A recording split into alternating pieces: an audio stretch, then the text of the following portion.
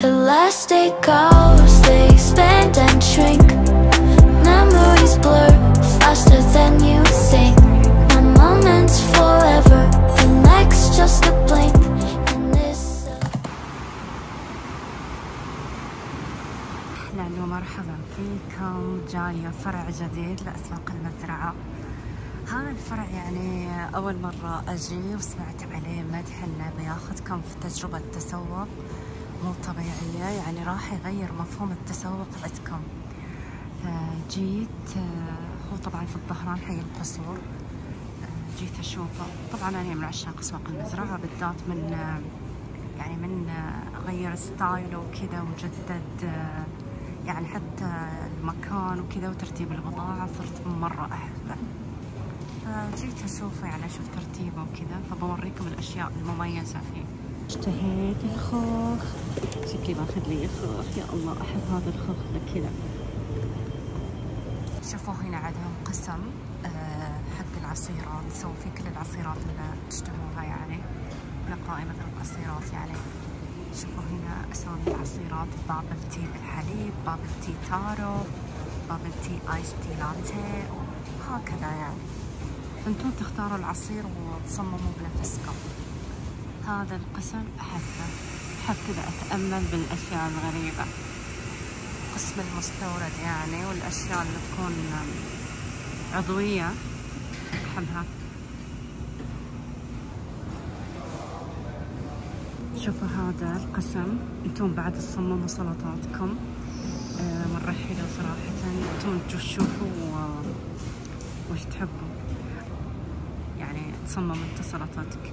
يا الله كينوا، هذه اتوقع برغل. الله اشتهيت اصمم الي سلطة، بس كذا بسوق اول شي وبشوف. هنا شوفوا مجهزين بعد، خلاص تلبسوا القفاز، تاخذوا علبتكم، تصمموا السلطة. هذه هي الصوصات اللي احس كذا محضرينها. صلصة الخردل، انا اموت كذا اذا صلصة خردل، اموت في الخردل. وهنا صلصة السيزر، إنه صلصة إيطالية، زيت وليمون. اشتهيت الخردل. أكثر مكان أحب فيه يعني صممت فيه سلطة، يعني لما رحت تشيكي تشيز هناك، ما أدري وشو، تخيلوا إدمان.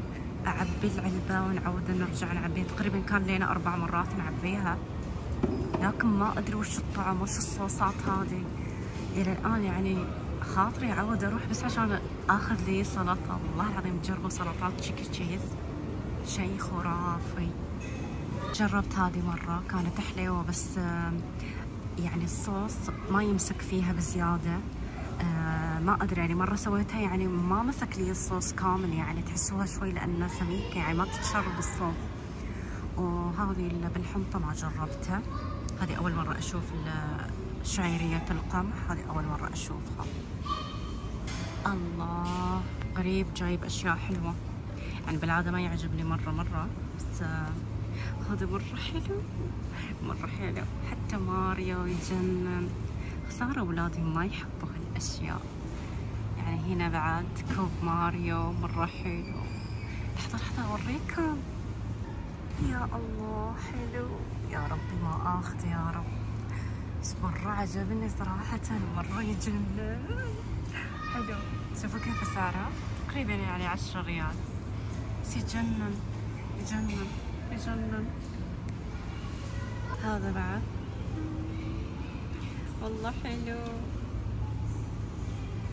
هذا اللي زي القدور اللي ماخذتنها قبل تقريبا 3 سنوات أو كذا، بس ما كانت ياها هذه، كانت لا صح ياها هذه. في حاجة مياهم، هذا أكبر. اللي ما أخذتنا كان قطعتين وهذا زين، هذا ياهم مقلة زيادة. بس صراحة هذا النوع كد ومد، ما تغير إلي أبدا، ما شاء الله. يعني يدوم في، يعني قدور أخذتها صراحة تتقشر وكذا. بس هذا أنصح للي مثلا حابة تبغى تشتري إليها شيء، مرة يجنن. شوف حتى سعره. هذا بعد القسم مرة خرافي، يا الله مرة حبيت. شوف الأسعار، يعني هذه جنن حقة الزيت وكذا.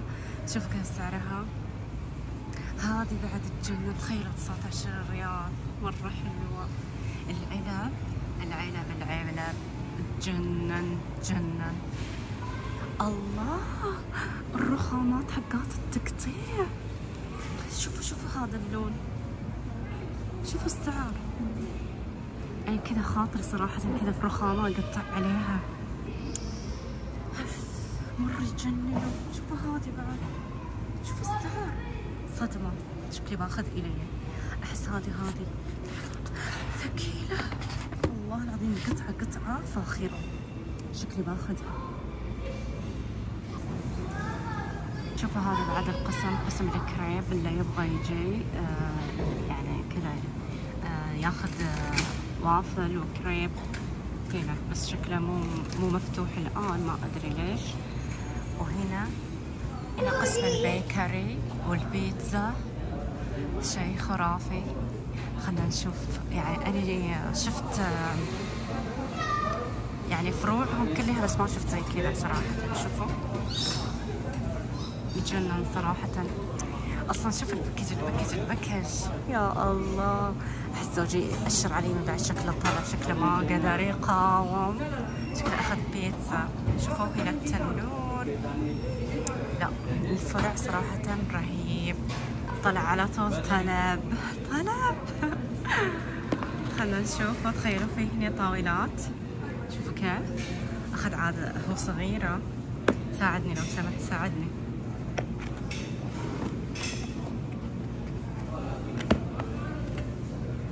كيف تنفتح؟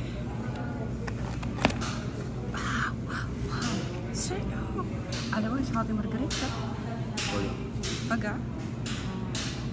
جنن نفسي أذوقها. أنا راح أجرب وياكم، لأن رحت خليته يقطعها، ماني عارفة كذا يعني أقطعها. الآن راح أجرب.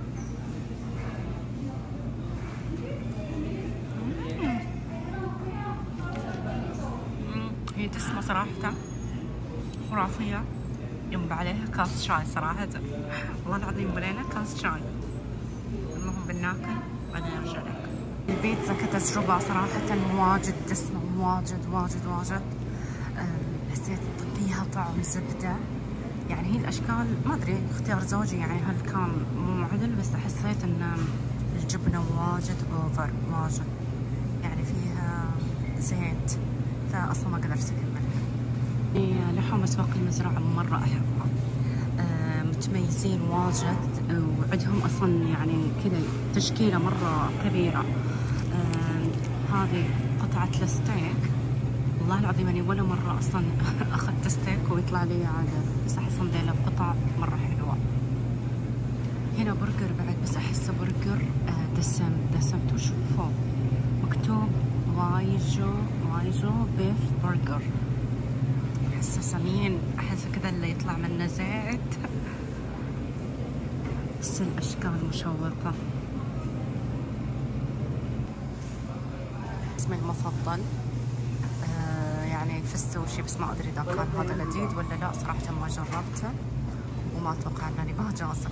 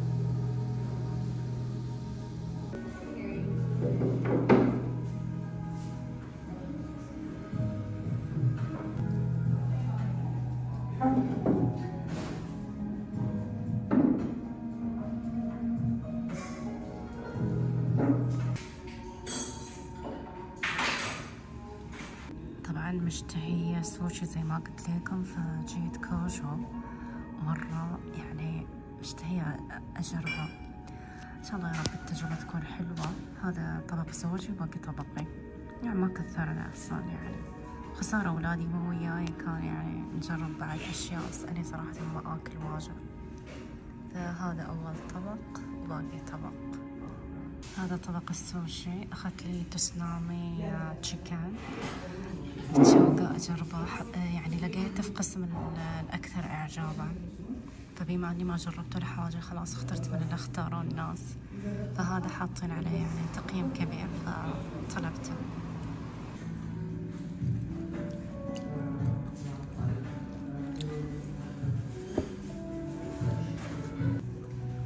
صراحة خرافي والله العظيم.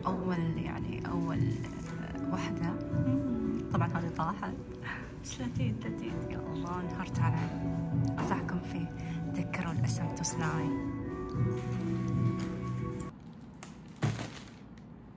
أهلا. بعد ما صورت لكم أمس غداي وكذا، طبعا اليوم يوم ثاني، ما قدرت أكمل لكم الفلوج أو مثلا أشوف وش صار في يومي، يعني خلاص كنت مهلوكة لأن كنت طالعة من الصباح، ما رجعت تقريبا للساعة 3:30 البيت، فعلى طول رجعت وكنت مرة أبغى شاي يعني. حاولنا نشوف لنا فود تراك، لأنهم اللي يكون شايهم نحس إنه كذا مخدر عدل، يعني ما أبغى شاية ورقة وطعمه ما أدري كيف. فكم ما نمر على فود تراك أني سمعت يعني إنه الحين قرار جديد إنه تقريبا ما يفتحون بعد الساعة 12، يعني أتوقع عشان الحين الحر مرة ممنوع، فأتوقع إنه مثلا يمكن يفتحوا يصير الساعة 4. فأنا على ما مريت عليهم في الطريق ما شفنا، يمكن كان 2 يمكن، وسبحان الله لما نعديهم ننتبه إنه فاتح من كثر ما هم جنب بعض، ونحس إن هذا مسكر. فخلاص كنت ابغى شاي، كنت ودي يعني اصور اليكم فقرة الشاي، ونفس الشيء لما جهزت الميكروويف. طبعا احنا الان نشاهد مسلسل امي، يعني خلاص صارت هذه فقرتنا، فقرة الفشار والشاي. الحمد لله حاولت انني الهي نفسي عن حباجة، تعرفوا هو اصلا كمية دهون وكذا يعني، فلا لا لا لا. يعني حتى اولادي يقولوا لي ما احس ارتبط، يعني احس نبغى ناكل يعني كذا حب.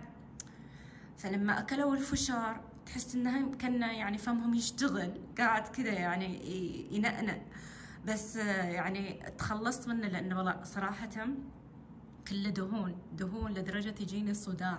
طبعا هو لما تصك ما حتفك، قصدي لما تفك ما حتصك. ترى راجعة الآن وجالسة أطالع في الساعة لأن قريب بيقدم، وأبى أوريكم الأشياء اللي اشتريتها وليش أنا رحت المكان زينة. بس هو باقي يلا خلنا نسولف باقي شوي عشان أروح أتوضى.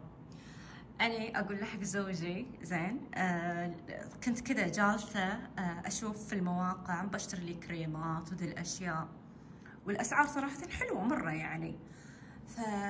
لاني اقول ليش ما اطلع، يعني العصريه طويله ليش ما اطلع، واحنا جنبنا هذا اني اسميه الحين، يعني هو اسمه ان اسميه نمى. المهم فرحت، ودي كنت اصور لكم الاشياء وكذا، صراحه زحمه، ممكن لو اني رايحه الصباح قدرت يعني اشارككم الاشياء اللي تعجبني ولا ما تعجبني يعني، او الاشياء اللي مجربتنا، بس ما حصلت فرصه. فالمهم أنا جلست كذا أقارن بالذات في الكريمات وكذا، يعني صراحة الأونلاين غير فرق يعني، قلت مستحيل أطلبها ولا أشتري من هذا، يعني بتطلع علي فاتورة وقدرها، بينما الأونلاين أصلا أنا حطيتهم في السلة والله العظيم ما تجاوز المبلغ 150، ما تجاوز.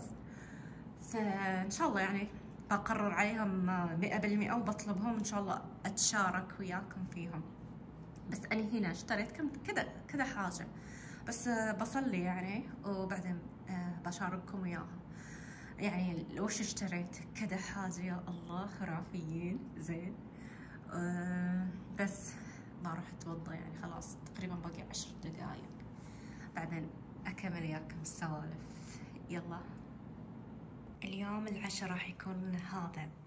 يا الله أنا يعني هذا الشيء ترى يعتبر لما أسويه يصير بيتنا ريحة الطفولة، يذكرنا كذا بأيام المدرسة لما ما أمي تسوي إلينا كذا المغرب، ما ادري يعني هذه بالذات اللوبيا ويا العدس، يا الله شيء يعني. وأنا صايرة في الليل يعني أحب دي الأشياء صايرة. يعني البارحة سويت شوربة شوفان.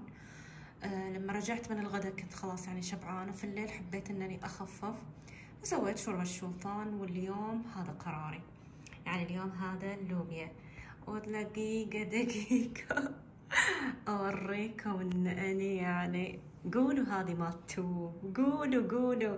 تخيلوا شريت شيء زين، لا تضحك علي لو سمحتوا، او اللي تبغى تضحك خلي تضحك، لاني انا ضحكت وخلصت ولو خبيته عن زوجي بعد عشان لا يشوفه. المشكلة ان من وصل للحين اصلا ما فتحته، بس لحظة اجيبه اليكم ونفتحه سوا. هذا هو الكرتون. يا الله كيف صبرت وما فتحته، لانه اصلا شيء مهم اي اصلا ابغاه. ف يا رب يطلع حلو وجودة، ولا يعني ما أدري الحين إلى كم من وصل، ما أدري يعني بداية محرم. إن شاء الله يا رب يعني لو كان في خلل ولا حاجة أقدر أرجع يا رب. المهم الحين بفتح عليكم، تراني هذا الشيء أحبه يعني، فيلا نفتح سوا.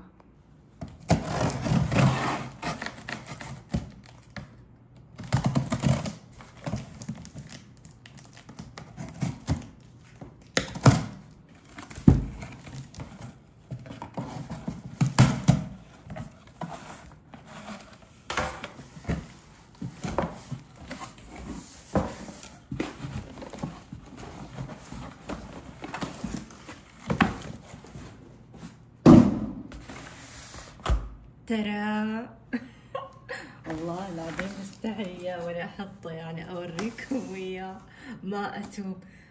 خلاص ترى يعني ذاك يجيب لي الحالة النفسية كبير صحيح حلو، بس أنا أبغى شيء سريع، يعني أبغى شيء لشيء يعني كذا لحقه كذا يعني طبق واحد خفيف، ما أبغى يحصرني في مكان، لأن ذاك فيش فرن، فأني أحب أغير في زوايا التصوير وكذا. مو راضي مو جاية وياي. أوكي أكيد بستخدمه، بس كنت أبغى شي خفيف وكذا. يعني جلست أدور وشفت يا رب، يعني أنا حبيت هذا الستايل يعني كذا، تعرفون يعني أدقق على التفاصيل عشان لما أصور يعني أشوفه. أهم شيء أنا في الاختيار اختار انه يعني اقدر استخدمه على ستيل حديد مدري يعني كذا، على كل انواع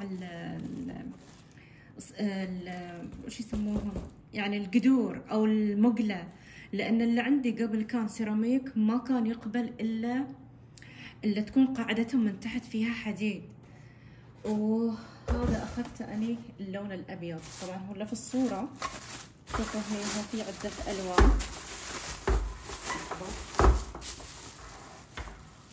ايه شفتوا، هذا على الاقل اقدر احط لكم في كل مكان واطلع عليكم ذيك اللقطة العالمية. طبعا لانه طلبته ولا قلت حق زوجي يعني كذا، فاصلا للحين هو ما شاف. هو انا قلت له ترى طلبت برن، وقعدت تضحك.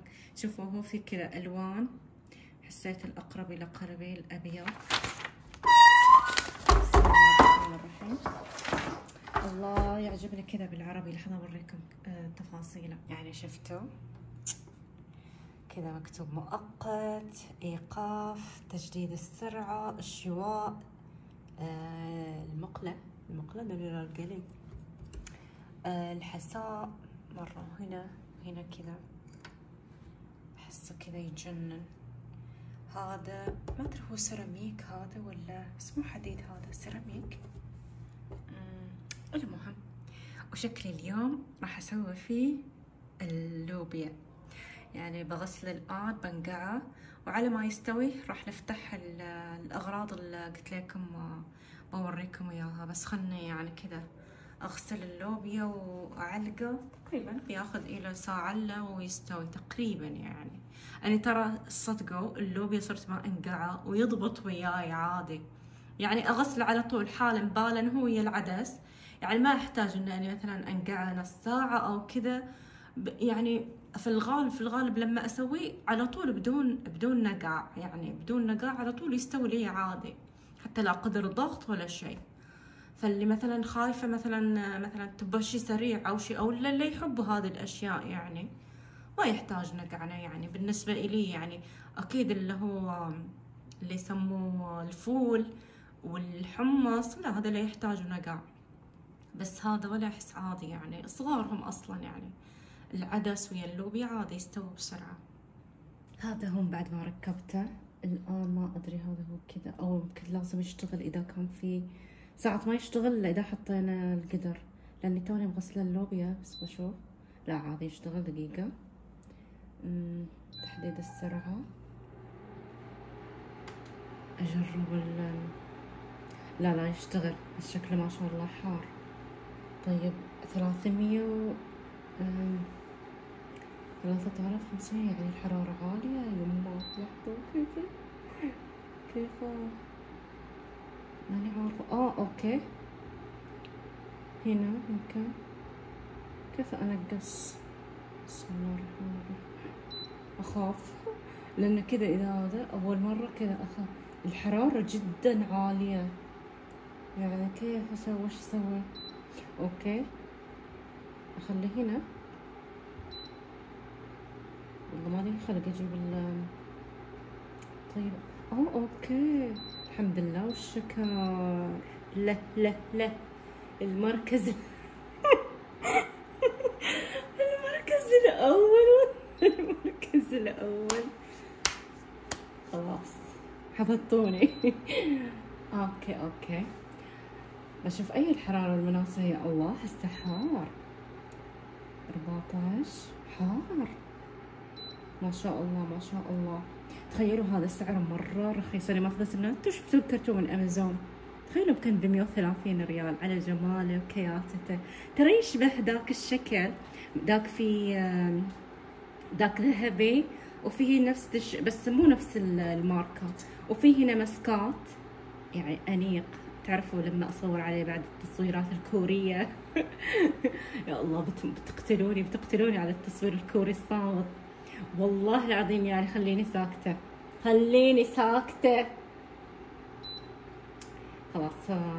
جربناه الآن وبشوف يعني بعدين كيف يغلي بسرعة وبقول لكم.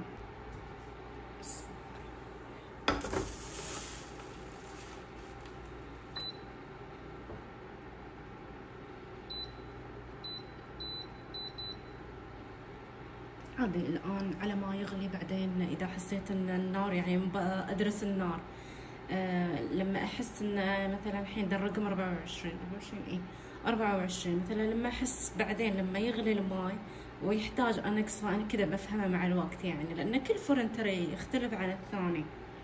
فبس بخليه يستوي. شوفوا وياي الله العظيم منظره وريحته، وهو بعد ما غلى مساج للدماغ. هذه كل الأغراض اللي اشتريتها اليوم المخفض ومستورد. كذا قلت لكم كم حاجة بسيطة، بس هذيل الكرتونين اللي مسكرين هنا تكمن الفتنة والله العظيم الفتنة. المهم أقرب لكم أو أفتح لكم الأغراض، أو بخليهم لآخر شيء أفتحهم. المهم هذا أول طلب أخذت. هذا من زمان ما اشتريته، يعني جربته مرة، طلبته من آي هير، بس أنا مرة أطول لأشتري من آي هير ما أدري ليش. فلقبل كان عندي ما كان بالتوت يعني، كان العادي يعني، بس صراحة شيء جبار. يعني أحط في الليل أجلس في النهار أصلا ما أعرف شفايفي من كثر ما هم ناعمات، ما فيهم تشقق، وأحسهم كذا رويانين مرة يجنن. فحبيت اخذه، واخذت هذا من زمان مخلص عني. كذا لما اسوي يعني اصلا اظافري يبغى ليهم اسمع شيء. دقيقة شكل ماي اللوبيا. لحظة شكلها النار جدا عالية، يعني أنا كان محطوط 24,000 تقريبا. تخيل الآن وصلت إلى 200، صار لي أوكي كذا كان مرة كأنه بركان. بعدني ما أعرف إلا صراحة يعني ما شاء الله حار يعني، وسريع سريع. فهذا اللي يسوي بيض ولا حاجة على طول، أو بيسوي حمصة لا ما يطول فيه. المهم أصلا زي ما قلت لكم أظافري يبغى لها بالكير، ولا من كل واحد انكسر واحد بعد. فأخذت لي هذا، واللي عجبني إنه صغير، بس تصدقوا ما أدري ليش لما أحطه يعني لما أبخه بسرعة كذا أحس إنه كذا يجف صدري. حتى لما أروح مثلا الصالون ويبخوا أحس نفس الشعور يجيني، بالذات بس هذا ليش وش في هذا يعني، ليش يأثر على الصدر لدرجة بعض الأحيان أحط لي تخيلوا ألبس كمام، ما أدري ليش أحس كذا يجيب لي كذا يعني كأنه بيوقف صدري، ما أدري كيف. واشتريت هذا، شوفوا هذا اشتريته لحق ولدي لأن فترة مراهقة وشعره صاير دهني وقشرة وكذا. اشتريت له شامبوهات واجد، بس لازم على قولتهم لازم نرجع للشيء الأصلي يعني. وهو هذا يعني يعتبر طبي، فأخليه يستخدمه يعني، ودائما عليه مدح يعني. أنا ما أحتاجه بس علشان ولدي. وأخذت هذا. ليش فاطمة ما أخذت لنا هذا؟ لأن شاري لي معجون جديد بس بعدني ما أفتحه، فهذا راح يكمل لي اللوك، راح تشوفوا ترتيباتي الجديدة. فهذا الغسول أخذته من دنماركا، فنسيت اسمه بعد، مع انه هني الاسم ثاني يعني، بس هو هذه تعرفوا اذا تعرفوا انواع الشامبوهات قصدي المعجونات اللي بهذا الاسم. فأنا ماخذه إلي فكمل لي يعني طقم الحمام.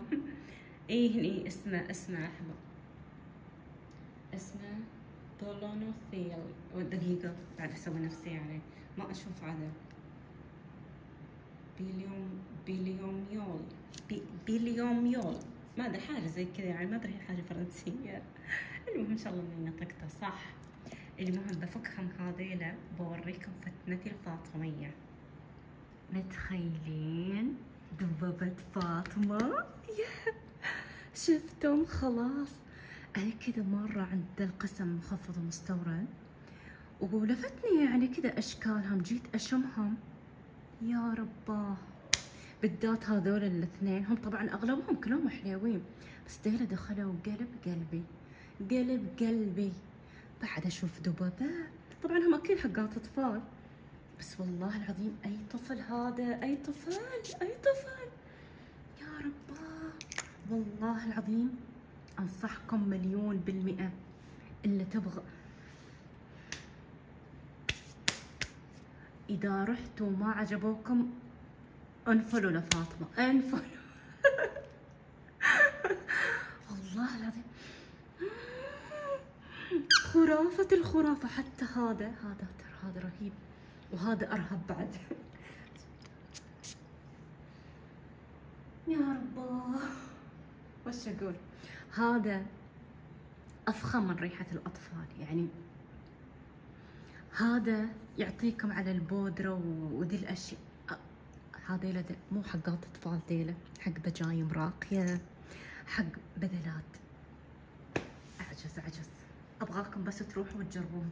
تخيلوا حتى أسعارهم صدمة الصدمة. 49. ودي اخذ بعد، ترى عندهم كذا كولكشن دبابة، بس أنا هذول دخلوا أعماقي يا الله، بيزينوا تسريحتي. لا أقوم أطلع لي طلبية، لتسريحتي دبابة يعني، كني فاضية أنسق. وش عندها فاطمة غير تنسق؟ هذه هي مشترياتي، وراح أشارككم يعني خلاص لقطة نهائية حقت العشاء، وأحس كذا باختم إياكم الفلوق بلقطة عشاي الحنون. ويلا أخليكم لزين يستوي.